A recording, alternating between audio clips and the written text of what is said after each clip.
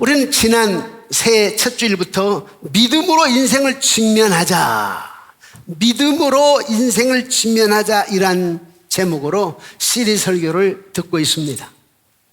우리가 미지의 미래를 살아가는 데 있어서 두 가지 모습이 있는데 하나는 두려움이고 하나는 믿음이다. 그래서 어떤 사람들은 항상 근심, 걱정, 두려움 가운데 사는 사람이 있고 저와 여러분처럼 믿음으로 사는 사람들이 있습니다. 믿음으로.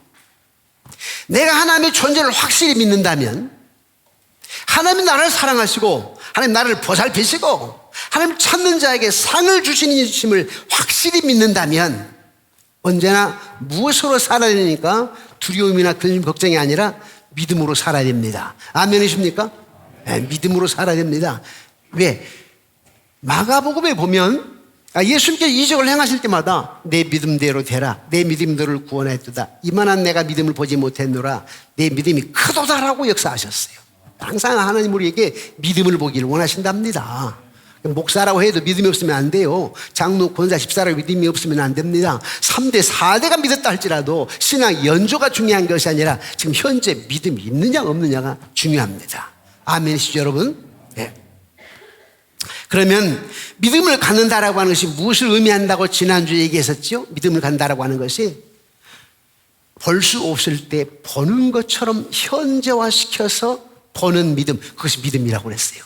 보이지 않지만 금년 말에 가서 어떻게 될지 몰라. 그런데 나는 현재화시켜 반드시 하나님이 하신다, 그분이 역사하신다, 그래서 금년 말에 가가지고 주님이 하셨어 라고 말할 수 있다. 그걸 내가 현재화시켜서 보는 거예요. 그게 믿음입니다. 아멘이십니까? 여러분 자녀 손손들에 대한 그렇게 기도하시며 금년 말에 우리 아이에게 이런 놀라운 역사가 있을 거야, 하나님 살아계시기 때문에, 우리 사업장에 주님이 경영주가 되시기 때문에 반드시 역사하실 거야, 나는 연말에 가가지고 주님이 하셨습니다 라고 간증할 거야. 그러면서 여러분이 그렇게 그리면, 믿음 안에서 그리게 되면 믿음으로 된다라고 하는 확신을 가지시기를 주님의 이름으로 축원합니다. 또 믿음을 간다라고 하시 무엇을 의미하느냐? 내가 이해할 수 없을 때에도 순종하는 것, 그게 믿음이라고 그랬어요. 이해할 수 없을 때에도 순종하는 것이 믿음이다. 또 가지고 있지 않아도 드리는 것, 그것이 믿음이다. 드린다라고 하니까, 준다라고 하니까 우리는 헌금만 생각하는데 사랑도 주고 마음도 주고 시간도 주고. 어제 우리 주일학교 교사를 70명이 식사를 했어요.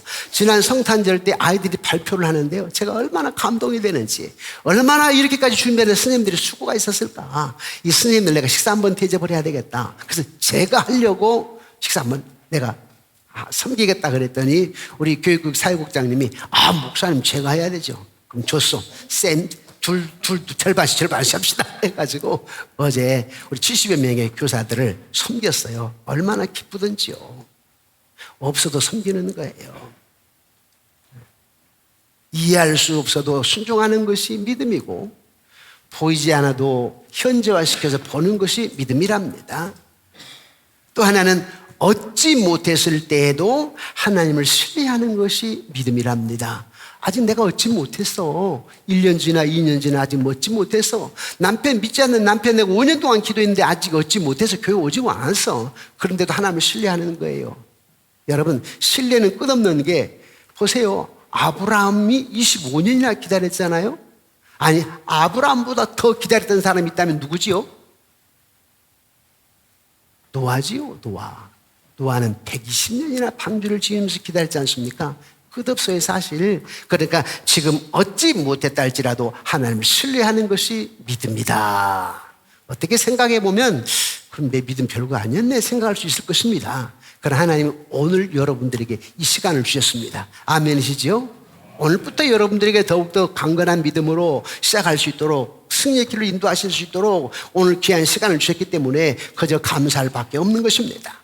이제 오늘은 필요를 채울 수 있고 인생을 바꿀 수 있는 원리, 필요를 채울 수 있고 인생을 바꿀 수 있는 원리라고 하는 제목으로 말씀을 선포할 텐데요, 이 제목부터 확 와닿는 게 있지 않아요? 이야, 필요를 채울 수 있고 인생을 바꿀 수 있는 원리라고? 아니, 요즘 베스트셀러 가운데 퓨처 셀프라고 하는 책이 있다고요. 퓨처 셀프. 벤저민 하드라고 하는 심리학자, 미국의 심리학자가 쓴 책인데요. 지난 9월 중순에 발간되었는데 무려 이제 한 5개월밖에 안 됐어요. 근데 세계 1억 명 이상이 이 책을 읽었다는 거예요. 아니, 한 4, 5개월밖에 안 됐다니까. 그런데 세계 1억 이상이 이 책을 읽었다? 그리고 유튜브로 이렇게 보았던, 영상을 보았던 사람들은 거의 10억이 넘는다는데 놀랍지 않아요? 왜 그럴까요? 벤저민 하드는 이 책을 이렇게 소개하고 있네요. 미래의 자신을 아는 것은 강력하고 목적 있는 삶의 열쇠다. 지금 아까 설교 제목과 비슷하지요. 미래의 자신을 아는 것은 강력하고 목적 있는 삶의 열쇠랍니다. 그러면서 이 책이 당신의 삶을 변화시킬 것입니다. 이래놓으니까 책을 다 읽는 거예요. 그런데 오늘 설교 제목이 뭐예요? 필요를 채울 수 있고 인생을 바꿀 수 있는 원리. 그런데 여러분, 심리학자 책을 제가 읽어보면서 저도 공감을 했어요. 맞다, 맞아. 안 믿어도 뭔가 꿈을 꾸고 열심히 일하면 뭐 되지. 맞아. 일부 제가 시인을 해요. 공감합니다. 그런데 하나님은 그렇게 말씀하지 않아요. 마음대로 됩니까, 여러분, 인생? 안 되죠. 여러분, 때로는 열심히 해서도 안 되죠. 열심히 해도 안 돼요. 역사의 쳇바퀴를 돌리시고 사람의 생사복을 주장하시는 분이 누구예요? 하나님이에요. 믿음이 없이는 안 되는 거예요. 믿음이 필요를 채울 수 있고 인생을 바꿀 수 있는 것이지, 내가 좀 더 열심히 했다고, 내가 좀 더 투자했다고 내 마음대로 되느냐? 아니올시다. 왜? 성경은 이렇게 얘기해요. 잠언 16장 9절에 이렇게 말씀합니다. 우리 함께 읽어보실까요? 시작. 사람이 마음으로 자기 길을 계획할지라도 그 걸음을 인도하신 분은 여호와시니이다. 아멘. 한 달 전에 우리 장로님 한 분이 우리 당에서 기도를 하시는데요, 이렇게 얘기하셨어요. 오늘 말씀을 하셨어요. 사람이 마음으로 자기 길을 계획할지라도 그 걸음을 인도하신 분은 여호와시니이다. 제가 그 기도를 들으면서 와, 우리 장로님 맞습니다. 마음으로. 맞아요. 여러분들이 어떤 자신의 계획을 가진다 할지라도 그 계획을 하나님이 이건 아니야 싶을 때 있다니까요. 히브리서 11장 1절은 믿음은 바라는 것들의 실상이요 보이지 않는 것들의 증거다라고 얘기합니다.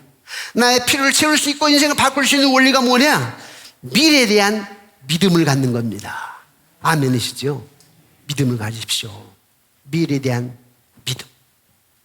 하나님 약속하셨습니다. 빌립보 4장 19절이 이렇게 말합니다. 우리 함께 읽어보실까요? 시작.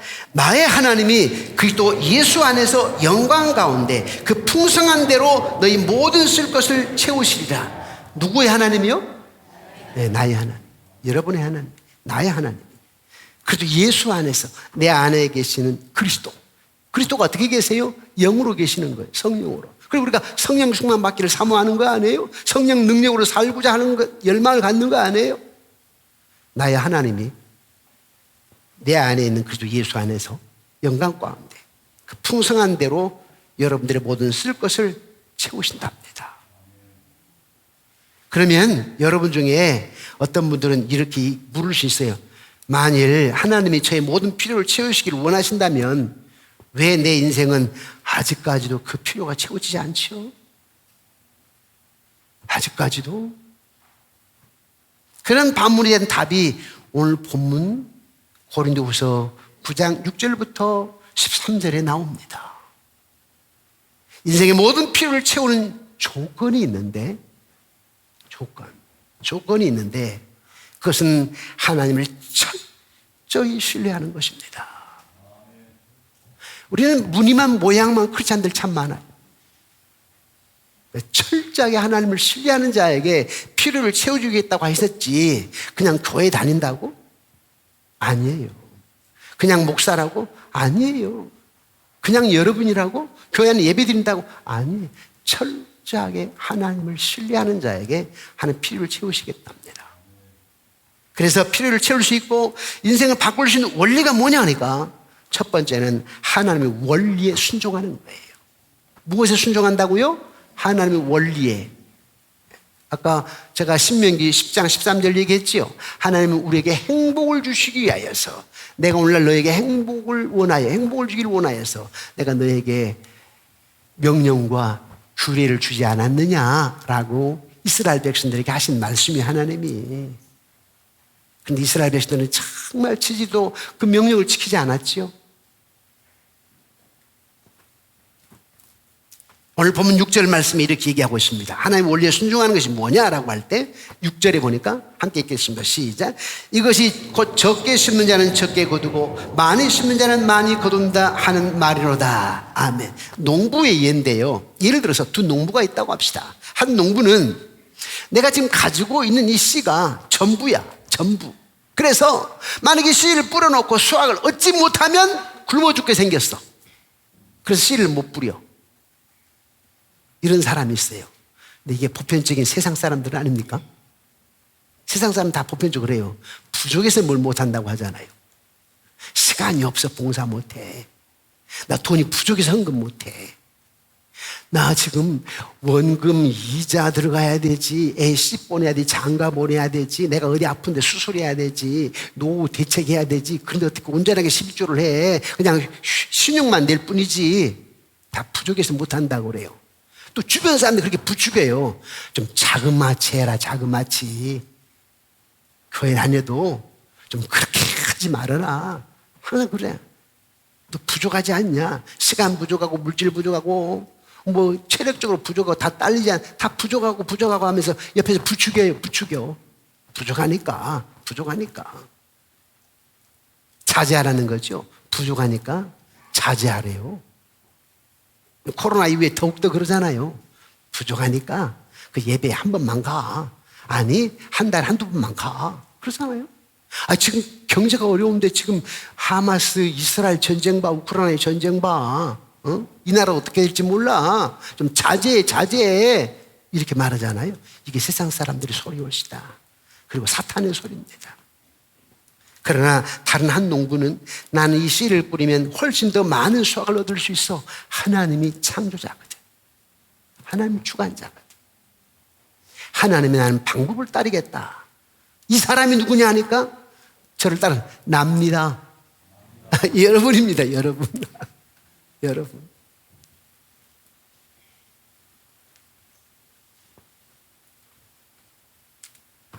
그래서 하나님은 이사야서 55장 8절 9절에서 이렇게 말하잖아요. 여러분 너무나 잘 아는 말씀이에요. 우리 함께 읽어볼까요? 시작. 이는 내 생각이 너희 생각보다 다르며 내 길은 너희 길보다 다름이 아니라 여호와의 말씀이니라. 이는 하늘이 땅보다 높음 같이 내 길은 너희의 길보다 높으며 내 생각은 너희 생각보다 높음이니라. 네. 자, 여러분의 필요를 채우는 방법이 뭐냐? 하나님을 순종하여 믿음으로 드리는 것, 주는 것입니다. 아까도 말씀드렸지만 단지 돈만을 얘기하는 게 아니에요. 사랑, 아내를 사랑, 남편을 사랑을 주는 거예요. 가족 간에 사랑을 주는 거예요. 교회 안에서 사랑을 주는 거예요. 시간을 주는 거예요. 봉사하는 거지요. 또 헌금을 드리는 겁니다. 우리는 항상 부족하기 때문에 준다는 것은 논리에 맞지 않는 것처럼 느껴질 겁니다. 그런데 단지 내가 더 열심히 일하는 것으로 부족하다는 것을 하나님 아세요. 너 단지 일하는 것으로 부족하다니까. 너 단지 더 많은 시간을 투자하는 것으로 부족해. 그래서 너의 부족을 네가 나를 신뢰할 때 내가 너의 필요를 채운다니까. 이게 진리입니다. 성경입니다. 아멘이십니까? 예.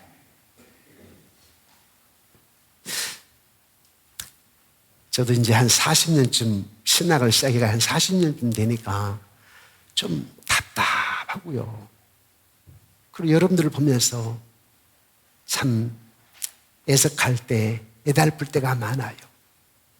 저렇게 사셔야 될까? 저런 행동을 하셔야 될까? 저렇게 믿음이 있다라고 말할 수 있을까? 좀 하나님에 대한 역사를 경험할 수 있는 사람이 돼야 될 텐데, 정말 하나님의 사람이 돼야 될 텐데, 나도 부족하고 연약하지만 함께 노래가면서 뭔가 우리 주님 보시기에 합당한, 주님 보시기에 야, 그래도 너 내가 사랑한다, 순수하고 정직하고 믿음 있고 나를 꼭 닮았구나. 나를 꼭 닮았어. 여러분 한번 스스로 생각해 보세요. 여러분 하나님 닮았다고 여러분 말할 수 있을까요? 한번.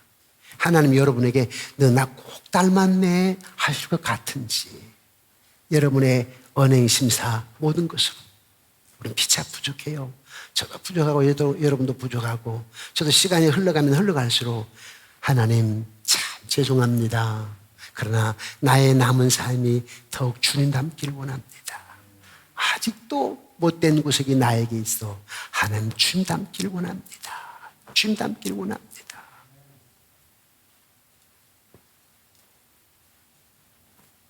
예수님은요, 네가 더 열심히 일한다고 해서 네가 더 많은 시간을 투자한다고 해서 네 마음대로 되는 게 아니야. 나에게 필요를 요구해봐. 믿음으로, 신뢰함으로 내 생각을 초월하는, 내 상상을 초월하는 역사로 내가 살아계신 하나님이라고 하는 것을 너에게 보여줄게. 늘 시간마다, 순간마다 우리에게 말씀하십니다. 그런데 하나님께서 여러분들에게 단지 주라고만 하지 않았습니다. 단지 드리라고만 하지 않았어요. 방법이 중요하다. 방법에 대해서 얘기합니다. 방법. 다시 말하면 하나님의 과정을 관찰하신다는 거예요. 하나님 여러분의 과정을 관찰하신대요. 어떻게 드리는가, 어떻게 사는가, 과정까지 다 보시네요. 과정을. 여러분이 지금 설교를 들으시면서 여러분 중에는 글쎄 그것은 무언가 줄 것이 있는 사람은 괜찮겠지만은 나처럼 줄 것이 아무것도 없는 사람은 이게 되겠습니까? 이렇게 말할지 모르겠어요. 그런 사람은 무슨 생각을 하냐면 양을 생각하기 때문에, 태도가 아니라 양을 생각하기 때문에, 분량, 액수. 그러나 하나님은 여러분의 태도를 원하신답니다. 태도예요, 태도. 아니, 당신 사촌 형님이 교회 목사님이 오신다고, 아니 서울에서 일부러 오셨대. 서울에 비행기 타고 일부러. 그런 이 종이 그 사업장을 기억 안 하겠어요? 제주 M 리조트 임형태 안수집사. 서울의 모 교회 집사님이세요. 나 교회까지는 모르겠어요. 안수집사라고 내 소개를 하시더라고요. 그 축복을 해드렸어요. 사무실에 제가 들어가가지고 안수기도 해드리고. 그리고 잊지 않는 거예요.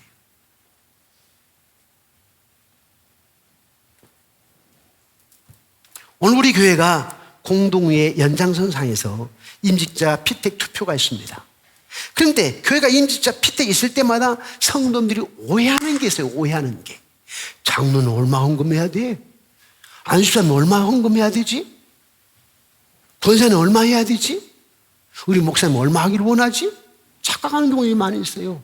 저분은 얼마 했지? 이렇게 궁금해하는 분들이 있어요. 왜 양을 따지냐고. 태도입니다. 태도. 아멘이십니까? 태도입니다. 저는 우리 3번 양목회 지난 30년 동안 지나온 동안 한 번도 내가 헌금을 정해본 적이 없어요. 장로니까 얼마를 한 적이 없어요. 교회 건축하니까 장로 그래도 한 5천만 원 하십시오. 이런 적이 없다니까. 그리고 여러분 아시는 분들 아실 거예요. 제가 이렇게 얘기를 했어요.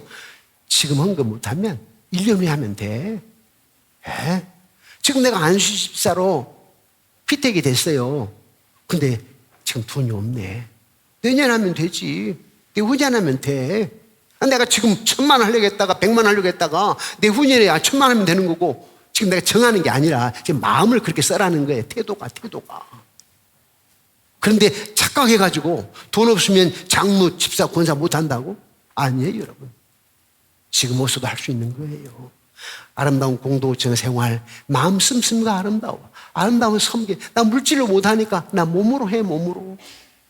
나는 물질로 못하니까 목사 나 새벽마다 기도할게요. 제가 우리 장로들에게 한 분이 교회에서 봉사는 못하지만 거기 날마다 새벽마다 기도하신 분이 계십니다. 이런 분은 안수집사 돼야 되는데 했었는데 이번에 되지는 않았어요. 2년 뒤에는 되지 않을까 싶은데, 이 말은 봉사하고 싶은데 지금 해외적인 일이 있기 때문에, 또 회사에서 뭐 임원으로 있기 때문에, 또 리더이기 때문에 못하는 경우도 있어요. 내 판단으로 함부로 여러분들이 판단하면 안 됩니다. 저분을 내 판단으로 함부로 도마질 하면 안 됩니다. 헌금은 얼마나 했는가가 중요한 것이 아니라 태도가 중요합니다. 그리고 해놓고도 여러분이 하나님께 드리는 거지, 하나님께. 담임 목사에게 드린 게 아니에요. 이 교회에 드린 게 아니에요. 하나님께 드리는 거예요. 제 후배가 2명이 그런 일이 있었는데요. 개척을 할 때 한 분 장로님과 안수사님이 몇 천만 원씩 해가지고 헌금을 해서 교회 개척을 했네. 1년 딱 지나니까 목사님 재정에 손을 떼십시오. 내가 우리 둘이가 알아서 할 거니까. 그래서 담임 목사가 그럴 수 있습니까? 그래가지고 문제가 생겼어요. 그래서 아버지가 공군 투스타 소장 출신인데 여의도에 집을 팔아가지고 그 2분에게 돈을 주어서 내보냈어. 그런 일도 있다니까, 교회. 여러분, 내가 드리는 헌금은 하나님께 드리는 거예요. 하나님께. 태도가 중요한 거예요. 양이 중요한 게 아니에요. 이번에 우리 교회는요, 이제 30주년을 막 지나고 나니까 40대, 50대 전반, 40대 후반이 굉장히 많아요. 권사 후보만 이렇게 보니까 70명이 넘더라고요. 어떻게 다 70명을 해? 또 안 되면 안 되고 또 되니까. 권사님들만 수가 많으니까 전사님에게 전화를 하라고 그랬어요. 여러분, 오해하지 마십시오. 해놓고도 추천 받아놓고 안 한다는 분이 있거든. 피택 대놓고도 안 한다는 분이 있어요.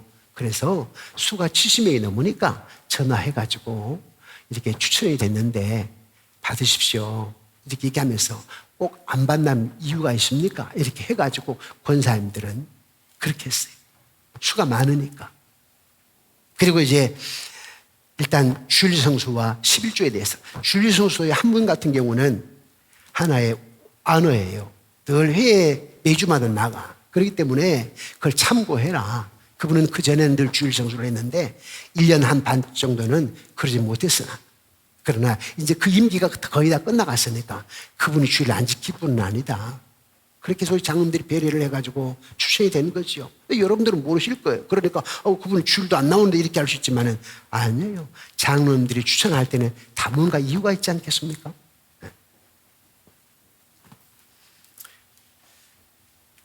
고린도후서 9장 7절에 하나님 방법에 대해서 얘기를 하게 되는데, 태도에서 얘기를 하게 되는데 이렇게 말씀합니다. 우리 함께 읽어보실까요? 시작. 각각 그 마음에 정한 대로 할 것이요 인색함으로나 억지로 하지 말지니 하나님 즐겨내는 자를 사랑하시느니라. 아멘. 우리 지금 영상실에 이제 세대니까 멤버가 좀 바뀌어가지고 글씨가 좀 흐릿하게 이상하지요. 옛날처럼 안 나왔는데 좀 클리어하게 나와야 되는데, 글씨가, 성경 글씨가. 각각 그 마음에 정한 대로 할 것이요 인색함으로나 억지로 하지 말라. 억지로 하지 말래요. 억압해서 압박해서 하지 말래요. 제가 가끔 어떤 교회가 건축한다고 장로님 이런 내시오 이런 교회들이 있어요. 나중에 그 교회는 꼭 문제가 생기더라고. 아니에요. 억지로 하면 안 됩니다. 여러분, 자원해서 해야 됩니다. 그리고 기쁨으로 해야 돼요. 만약 우리가 우리의 필요가 채워지기를 원한다면 헌금 드린 태도가 중요한데 즐거움으로 자원하여서 내가 할 수 있는 최선을 다하면서 드리는 거예요. 사랑하는 성도 여러분, 하나님께서 여러분이 드리는 양에 대해서는 관심이 없고요, 태도에 대해서 관심을 갖는답니다.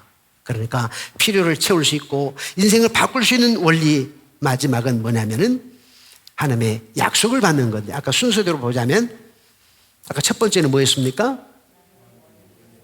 하나님 원리에 순종한. 두 번째는요, 과정을 살펴보신다. 태도를 보신다. 마지막 세 번째는 뭐냐면 그런 걸 다 지난 뒤에 하나님의 약속을 받는 것입니다. 하나님의 약속. 우리의 필요를 채우기 위해서 하나님의 말씀에 순종하여 씨를 뿌려야 된다고 주님 말씀하시는데, 그러면 올바른 방법으로 드리라 하면서도 양보다도 태도가 중요하다라고 해놓고 반드시 내가 너에게 약속한다 하면서 다윗은 이렇게 얘기를 했어요. 시편 37편 25절인데요. 우리 함께 읽어볼까요? 시작. 내가 어려서부터 늙기까지 의인이 버림을 당하거나 그 자손이 걸식함을 보지 못하였도다. 다윗이 살아오다 보니까 내가 어렸을 때부터 늙기까지 보았어요. 그랬더니 의인, 믿음으로 사는 사람, 하나님을 전적으로 믿는 사람들, 이런 사람들을 보니까 버림을 당하거나 그 자손이 걸식당하는 걸 보지 못했대요. 여러분 주변에 한번 생각해 보세요. 3, 4대 예수 믿는 사람 봐보세요. 그리고 잘 믿는 사람들. 달라요. 달라. 아마 우리 이 영상을 저희 형님이나 동생, 누나들이 볼 거예요. 영상 예배를 항상 매주 들으니까. 그런데도 얘기합니다. 저희 집안하고 저가 집안하고는 차이가 나버려요. 4대 믿는 집안하고 당대에 내가 예수 믿어가지고 목사가 되고 그래서 전도한 집안하고 틀립니다. 조카들 보니까. 그런데 처가집 조카들은 하나님이 또 틀려요. 이야. 그래서 옛날에 국민일보 보면 역경의 열매 나오죠. 어떤 장로님 가정, 어떤 목사님 가정, 어떤 선교사님 가정. 3대, 4대가 믿어가지고 쭉 되어지는 가정들 보니까 역경 열매 다 나오잖아요. 틀려요.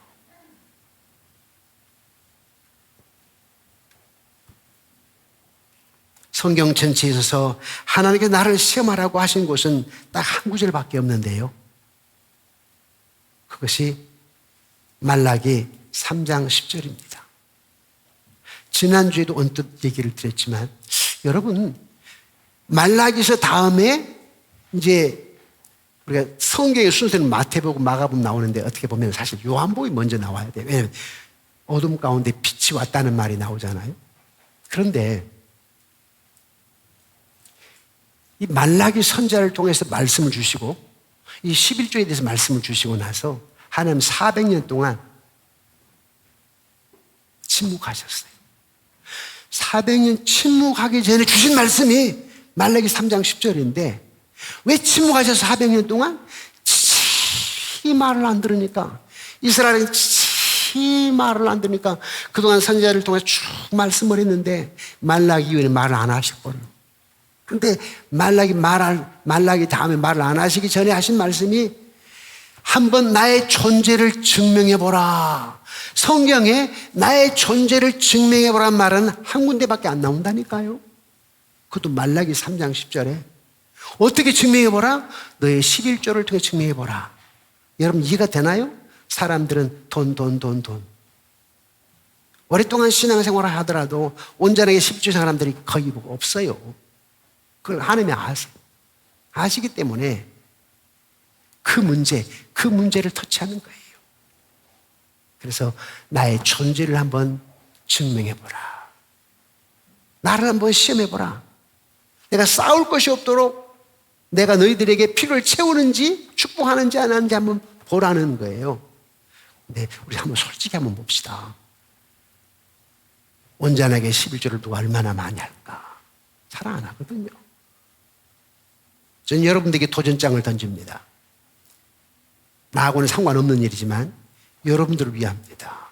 여러분 가정과 여러분 자녀 손손들을 위함인데 혹시 여러분들이 금년 한 해 동안 온전하게 11조를 했는데도 하나님의 역사를 내가 경험하지 못했다 싶으면 저에게 찾아오십시오. 내가 빚내서 드릴게. 진짜예요. 여러분 1년 동안 하나님 앞에 거짓말하지 않고 솔직하게 내가 온전하게 11조를 드렸는데 금년에 작년에 달라진 게 없습니다 라고 해서 저희가 가서 항의하게 되면 내가 저 앞에 사모가 있지만 우리 둘이 빚내서라도 드릴 테니까 도전하는 거예요. 여러분에게. 왜? 하나님의 약속은 확실하기 때문입니다. 확실하기 때문에 제가 헌금을 강조하는 게 아니에요. 저는 여러분들이 행복했으면 좋겠어요. 신앙생활 하면서 연초부터 여러분들이 신앙하는 행복했으면 좋겠고 여러분들이 믿음 안에서 풍요로웠으면 좋겠어요. 마음도 풍요롭고 믿음 안에서 물질도 풍요롭고 여러분들이 건강했으면 좋겠어요. 여러분들이 연세 드신 분들 장성했으면 좋겠어요. 그게 목사의 사명이고 여러분들이 저를 어떻게 평가하든 어떻게 판단하든 상관없습니다. 나는 하나님과의 관계입니다. 나는 하나님과의 관계에서 솔직하게 여러분들이 영적으로 육적으로 강건하기를 원하고 여러분 자녀 손녀들이 잘 되기를 원하고 내가 많은 사람들과 관계를 맺는데 관계를 맺는 이유는 나 때문이 아니에요. 이제 교회가 크니까 내가 미국 교회를 가보니까요. 미국의 목사님들이 한국에서 이민 가면 이민 신청을 누가 해주는지 아십니까? 담임 목사님이 한다니까요. 미국에 이민 가게 되면 거기에 애견샵이랄지 세탁소랄지 누가 다 알선한지 아세요? 담임 목사님이 한다니까. 그래가지고 그 미국 교회가 그렇게 세워져 가는 거예요. 미국이든 싱가포르 외국 가게 되면요. 담임 목사, 큰 교회는 부목사님이 가지만은, 큰 교회는 부목사가 가지만은 작은 교회는 담임 목사님 직접 한국에서 누가 이민 온다. 그래가지고 무슨 비행기 몇 시에 온다 하게 되면 공항에 나간다니까 목사님 차가 적고.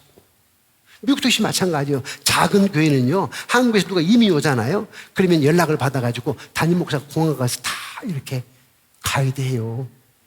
집도 가이드하고 애견샵도 가이드하고 다. 근데 그걸 보면서 목사가 가장 중요한 것은 생명의 말씀을 전해야 된다. 진리를 내체 진리가 없이는 안 되고 진리가 없으면 꽝이에요. 첫째는 여러분이 예수 믿게 하고 영원한 생명을 얻게 하고 믿음으로 살아가게 하는 게 첫째고 두 번째는 그래도 여러분들의 삶에 어떻게 가교할 수 있는 방법은 없을까? 하다못해 내가 회장들, 사장들을 만나서라도 인간적인 것 같으면 아니에요. 왜? 하나님은요, 관계성을 통해서 이루어 가신답니다. 하나님이 하세요. 근데 하나님 누구를 통해서 해요? 사람을 통해서 하신다니까? 믿음의 사람을 통해서? 가끔 오해하는 경우가 있어요. 근데 아니에요, 여러분. 하나님이 하세요. 하나님이 하시는데 누구를 통해서? 사람을 통해서. 하나님의 사람들을 통해서. 그래서 제가 가능한 한 의사를 만나려고 하는 거고 사장들을 만나려고 하는 거고 관계를 높여가는 거예요. 하다못해 군 장성도 만나는 거고 옛날에야 뭐 그냥 이렇게 봐주고 했지만 지금은 그러지 않지만 그래도 여러분 뭔가 우리 한국 문화는 아니에요. 그리고 잊지 말아야 될 것은 하나님은 사람을 통해서 이루어 가신다. 그래서 여러분들은 관계를 잘해야 됩니다. 요즘에 베스트셀러 가운데 퓨처 셀프라는 것도 베스트셀러지만 인간 관계라고 하는 책도 요즘 베스트셀러예요. 그 다음에 놀라움의 힘 베스트셀러입니다. 놀라움의 힘 이런 책들이. 그런데 보면 다 뭐냐니까 관계고 자기 힘 아니고 자기 용기예요. 그런데 저와 여러분들은 이미 믿음 안에서 원동력이 있잖아요. 하나님. 그리고 교회라고 하는 것은 여러분 교회가 존재하는 이유가 뭐예요? 저 그러잖아요. 여러분들에게 과일가가 있으면은 가능한 한 좀 비싸고 좀 어떻더라도 우리 교인을 상대로 하자. 우리 집사님 아버님이 어디에서 사과를 재배한다고 하게 되면 어디가 우리가 사과도 사지만은 가능한 한 그거 이용하자. 우리가 바사회를 하는데 해가지고 우리 교인끼리 하자. 서로 진실하게 정직하게 하면서 서로 돕고. 그게 교회 아니에요? 초대교회처럼? 그런데 교회가 너무 요즘에 이기주의예요. 자기 멋대로 판단하고 생각하고 자기밖에 모르고 이렇게 되어가고 있어요. 세상 문화의 영향입니다. 사랑하는 성도 여러분, 믿음 안에서 하나님을 바라보고 신실하신 영혼을 바라보면서 믿음으로 여러분 부족을 채워나갈 수 있기를 또 인생이 믿음 안에서 바뀌어지는 일이 있어지기를 여러분 자녀 손손들에게 그런 일이 있어지기를 주님의 이름으로 축원합니다.